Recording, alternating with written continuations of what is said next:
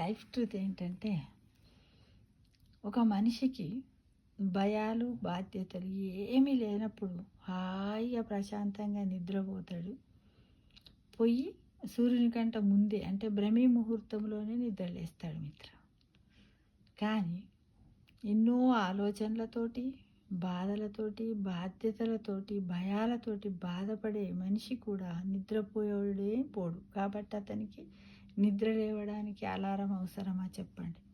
అవసరం లేదు. ఎందుకంటే రాత్రి పన్నడనుకోండి అసలే నిద్రపోడు కదా!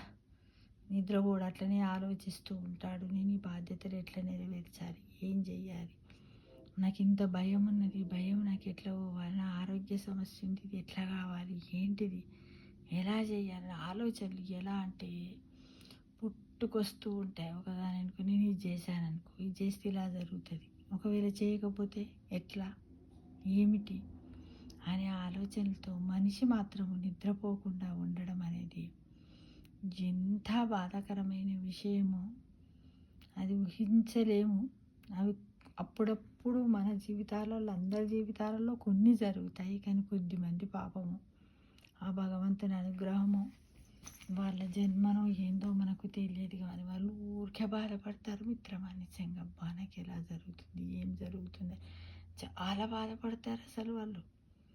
ఏంటి నేనేం చెయ్యాలి, ఎలా చెయ్యాలి, ఇలా బాధపడుతూ కొన్ని రోజులు, నెలలు, సంవత్సరాలు గడిపి చివరికి వాళ్ళ అనారోగ్యం పాలై బెడ్ మీద పడి ప్రాణాలు వదిలిన వాళ్ళు కూడా ఉన్నారు, బాధ్యతలు నెరవేరకుండానే. అంటే మనము చూడండి, అసలు ఏంటంటే మన కష్టాలు సుఖాలు అనేటివి రాత్రి పగలలాగా భగవంతుడు మనకు ప్రసాదించింది కాబట్టి వాటిని అనుభవిద్దాం. కానీ అంతగా బాధపడకండి. ఆలోచనలు పెట్టుకోండి.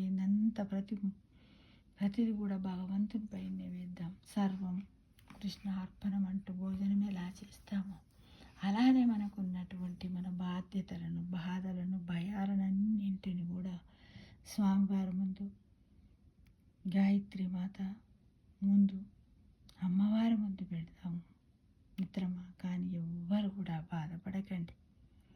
ఎలా అంటే మనకి ఎలాంటి అలారం వద్దు. మనం చక్కగా ఉన్నామనుకోండి, అమ్మవారే మనల్ని లేపుతుంది. అదే మనకు ఒక అలారం.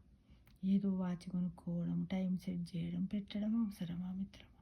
మన జీవితంలో ఈ విధంగా మనం ఎన్ని రకాలుగా అనుభవిస్తూనే ఉన్నాం కదా. వీటిని కూడా సూర్యుడేంటి తెల్లవారిన వెంటనే వెలుతురునిస్తాడు. ఆ సూర్యరశ్మి మనని లేపాలా? లేపే విధంగానే అంతకంటే ముందే మనము లేచేటట్టుగానే మన మైండ్ని సెట్ చేసుకొని, మనకు 4 హ్యాపీ హార్మోన్స్ ఉంటాయి మిత్రమా. వాటన్నింటిని కూడా మనం సమకూర్చుకుందాం.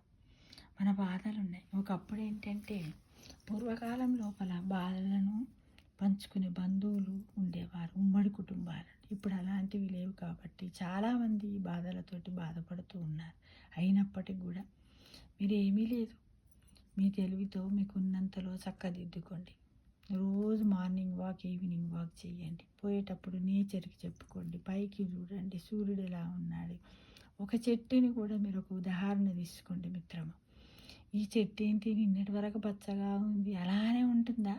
బాగా అబ్జర్వ్ చేయండి. మీరు పోయే దారిలో ఒక 2-3 చెట్లను మీరు ఎంపిక చేసుకొని పెట్టుకొని పోయేటప్పుడు వచ్చేటప్పుడు ఒక వారం రోజులు దాన్ని అబ్జర్వ్ చేయండి.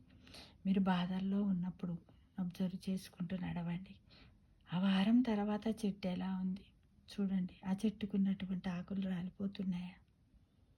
కొన్నెన్న రాలుతాయి. ఒక పువ్వు పూస్తుంది, ఆ పువ్వు వికసిస్తుంది, ఎంత బాగుందని మనం అనుకునే లోపల ఒక గులాబీ పువ్వు రెక్కలని కింద పడిపోతాయి. అంటే మనిషికి వచ్చినటువంటి కష్టాలు కూడా అలానే ఉంటాయి, సుఖాలు కూడా అలానే ఉంటాయి. అంటే ఆనందంగా వచ్చి వికసిస్తాయి. మళ్ళీ తర్వాత గులాబీ రెక్కల్లా కూడా ఆనందము, సంతోషం పోయి మనకేమొస్తుంది? మళ్ళీ దుఃఖం, బాధ కలుగుతుంది. కానీ అవన్నీ వెంటనే జరుగుతాయా? లేదు. ఇప్పుడు ఒక మళ్ళా పువ్వు పోయిన ప్లేస్లో పువ్వు ఇయ్యాలంటే ఎంత టైం పడుతుంది మిత్రమా. అందుకే కొంతకాల యాపన ఉంటుంది. కాబట్టి ఆధ్యాత్మిక చింతన మాత్రం మరవకండి. మనం ఏది అనుభవించాలన్నా, ఏది చెయ్యాలన్నా భగవంతుడే మన పాపకర్మ గత జన్మ పాపాల కార్యాలనే మనము అనుభవించాల్సి ఉంటుంది. ఎందుకంటే జీవిత అనుభవాలతో నేను చెబుతున్నాను మిత్రమా. మీ ప్రయత్నాన్ని మీరు చేస్తూ వెళ్ళిపోండి. భగవద్గీతలో చెప్పినట్టు ఫలితాన్ని ఆశించకండి. ఎప్పుడు ఏది రావాలో అదే భగవంతుడు మనకు పంపిస్తాడు. కానీ ఆలోచనలతో నిద్రపోయే మనిషికి అలారం అవసరం లేదు. బాధ్యతలు భయాలే సూర్యుడి కన్నా ముందు లేపుతాయి అని ఇలా ఉన్నది కదా మీ జీవిత సత్యము. దీన్ని పక్కన పెట్టండి మిత్రమా. ఆత్మస్థైర్యం తెచ్చుకోండి. మీకు మీరే మాట్లాడుకోండి. ఎవరో అవసరం లేదు. మీకు మనకు ఒక ఫ్రెండ్ ఉంది కదా, మన అంతరాత్మ. అంతకు మించిన గొప్ప ఫ్రెండ్ ఎవరున్నారు చెప్పండి కదా. వాళ్ళతోనే మాట్లాడుకోండి. నేను అలానే మాట్లాడుకున్నాను మిత్రమా. మాట్లాడుకుంటూనే ఉంటాను. ఇప్పటికీ నేను ఒంటరిదాన్ని కాను. ఎందుకంటే నాకు ఉన్నది నా ఫ్రెండ్ నాలోనే ఉన్నాడు. ప్రకృతిని పరిశీలిస్తాను. చూడండి, ఎంత పెద్ద ఆకాశం నిర్మలంగా ఉన్నప్పటికి కూడా పరిస్థితులకు అనుకూలంగా తను ఉరుములు మెరుపులతో కూడా తాను కూడా తాకిడవుతుంది కదా. మేఘాలు కూడా అంతే కదా. మనం ఎంత వాళ్ళ ముందు మిత్రమా. ఆలోచించండి బాగా. ప్రశాంతంగా ఉండడానికి సర్వం శ్రీకృష్ణ మార్పణమస్తు.